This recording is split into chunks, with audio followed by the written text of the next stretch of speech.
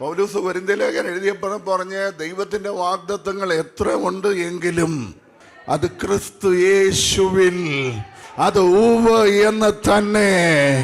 യേശു അറിയാതെ യേശുവിന്റെ വസ്ത്രത്തിന്റെ അറ്റത്ത് തൊട്ട 12 വർഷം ബ്ലീഡിംഗ് ഉള്ള രക്തസ്രാവമുള്ളവൾ യേശു പോലും അറിഞ്ഞില്ല. എല്ലാ രോഗസൗഖ്യങ്ങളും യേശു അറിഞ്ഞാൽ നടന്നേ. പക്ഷെ ഇത് യേശു അറിയാതെ നടന്നൊരു രോഗസൗഖ്യമാണ്. അവൾ സ്പർശിച്ചത് വാഗ്ദത്തത്തിനെയാണ്.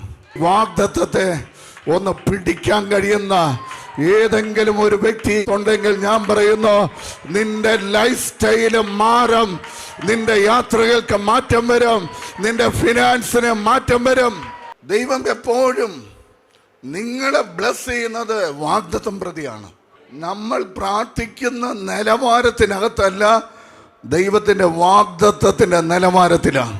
ഒരു ചെറിയ വീടിന് വേണ്ടി പ്രാർത്ഥിക്കുന്നവരായി തീരാതെ ദൈവത്തിന്റെ വാഗ്ദത്തമായിരിക്കുന്ന ഭവനം നമ്മുടെ മേൽ ലഭിക്കപ്പെടേണ്ടതിന് വിശ്വസിക്കുകയും പ്രാർത്ഥിക്കുകയും ചെയ്യുന്നവരായി തീരട്ടെ.